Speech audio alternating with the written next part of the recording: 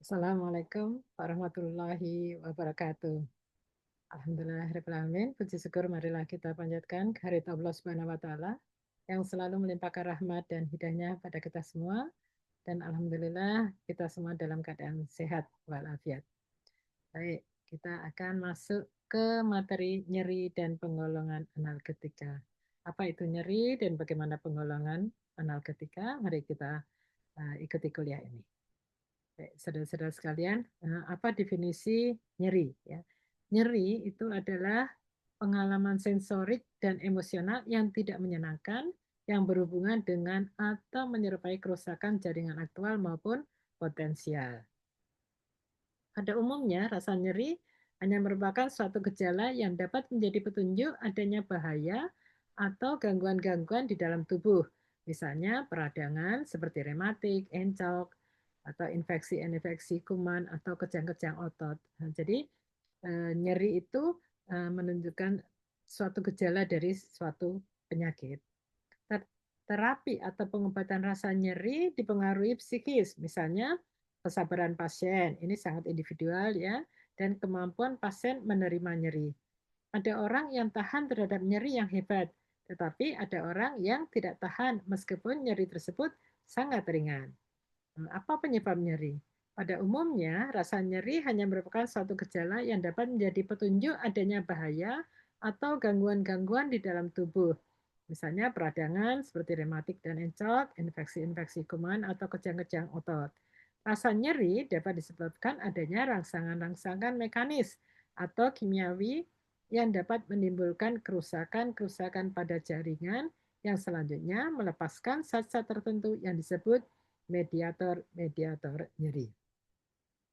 Mediator-mediator nyeri yang terpenting adalah histamin, serotonin, plasmakinin, bradikinin, dan prostaglandin dan juga ion-ion kalium. Nah, bagaimana cara-cara pemberantasan rasa nyeri?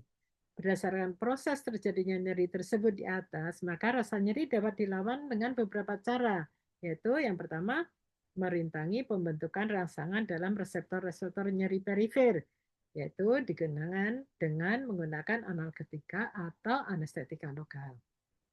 Yang kedua, merintangi penyaluran rangsang rasa nyeri dalam saraf-saraf sensoris, misalnya dengan anestetika lokal. Yang ketiga, blokade dari pusat nyeri dalam susunan saraf pusat dengan analgetika sentral, yaitu jenis narkotika atau dengan anestetika umum. Jenis-jenis rasa nyeri dan obat-obat yang digunakan untuk menyembuhkannya adalah sebagai berikut. Untuk nyeri yang ringan, hal yang termasuk nyeri ringan adalah sakit gigi, sakit kepala, nyeri otot pada infeksi virus, nyeri selama haid, kesleo, dan sebagainya. Untuk nyeri jenis ini kadang-kadang dengan placebo atau obat tipuan saja dapat sembuh. Ya. Nah, andai kata belum sembuh, dapat juga digunakan analgetika perifer, misalnya acetosal, paracetamol, atau glavelin. Nah, kalau nyeri ringan yang menahun, hal yang termasuk nyeri ringan yang menahun adalah rematik dan artritis, yaitu reaksi-reaksi peradangan dari sendi-sendi. Obat yang digunakan untuk pengobat nyeri ini adalah analgetika atau senyawa anti radang seperti acetosal, ibuprofen, dan indomethacin. Nah, jenis-jenis penyakit yang dapat menimbulkan nyeri, misalnya sakit punggung bawah atau low back pain, ya. Untuk dapat ini dapat diurut ya atau massage dan diberi analgetika anti radang bersama-sama relaksan otot polos seperti diazepam atau dengan analgetika perifer yang lebih kuat. Atau juga misalnya sakit kepala vaskular antara lain migrain dapat diobati dengan ergotamin dan klonodin. Nah, kemudian nyeri saraf atau neuralgia. Antara lain nyeri saraf di muka, contohnya neuralgia trigeminus. Yang secara spesifik dapat disembuhkan dengan obat-obat epilepsi carbamazepine seperti Tegretol dan pirimidon yaitu misolin. Nah, berikutnya adalah nyeri yang hebat. Hal yang termasuk nyeri yang hebat misalnya nyeri organ-organ dalam lambung atau usus yang disebabkan antara lain karena kolik atau kejang pada serang penyakit batu ginjal dan batu empedu. Untuk mengobati ini sebaiknya digunakan analgetika sentral atau analgetika narkotika dan obat anti kejang atau spasmolitikum. Misalnya atropin, butil skopolamin, atau skopan ya, atau kamiloven, afakan. Nah, bagaimana dengan nyeri hebat yang menahun? Yang termasuk dalam nyeri hebat yang menahun ini misalnya kanker atau kadang-kadang rematik dengan neuralgia.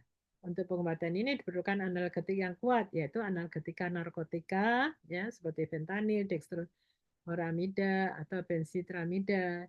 Bila perlu bersama suatu neuroleptikum dan kerja analgetik seperti levomepromazine atau doperidol. Nah, sejumlah kecil alkohol memperkuat kerja analgetika obat-obat tersebut. Sedangkan satu kortikosteroid seperti prednison ini berguna untuk memberikan rasa nyaman pada penderita. Nah, bagaimana analgetika? Apa itu analgetika? Analgetika adalah obat yang digunakan untuk mengurangi atau menghilangkan rasa sakit. Analgetika ini dibagi ke dalam dua golongan besar, yaitu analgetika non-narkotika dengan kerja perifer dan analgetika narkotika dan kerja pusat. Kedua jenis analgetika ini berbeda dalam hal mekanisme dan target aksinya. Ya. Nah, penggolongan obat-obat analgetika ini ya, analgetika non narkotika atau analgetika perifer ya. Nanti analgetika non narkotika ini juga ada dua, yaitu non steroid anti-inflammatory drug atau NSAID dan steroid anti-inflammatory drug ya. Nah, analgetik non narkotika ya ini yang kerjanya perifer, contohnya asam asetil salisilat atau kita kenal dengan nama asetosal, fenacetin, aminofenason. Efek samping yang sering terjadi pada penggunaan asam asetil salisilat adalah iritasi mukosa lambung dengan terjadinya borok lambung dan kehilangan darah alkohol. Pada dosis tinggi, fenacetin dapat terjadi gangguan darah yang parah, sedangkan pada penggunaan lama bersama asetosal atau aminofenason dan kafein dapat merusak ginjal yang berakibat fatal. Nah, aminofenason dapat mengakibatkan reaksi-reaksi alergi seperti demam, shock, dan dermatitis. Nah, sedangkan analgetik narkotika seperti morfin, kodein, betidin, metadon, ya, khasiat analgetik narkotika berdasarkan kemampuannya untuk menduduki sisi reseptor-reseptor nyeri yang belum ditempati ensefalin-ensefalin. Akan tetapi, apabila analgetika tersebut diberikan terus-menerus, maka pembentukan reseptor-reseptor tersebut justru distimulasi dan produksi ensefalin di ujung-ujung saraf otak dirintangi dan terjadilah kebiasaan dan ketagihan. Ya, jadi itu tentang penggolongan obat-obat analgetika, ada analgetika non narkotik dan analgetika narkotika. Ya, yang non narkotik itu bekerja secara perifer ya dengan contoh obat-obat seperti asetosal, fenacetin, paracetamol itu ya. Nah, kemudian kalau analgetika narkotika itu morfin dan turunannya. Itu nanti akan kita lanjutkan ke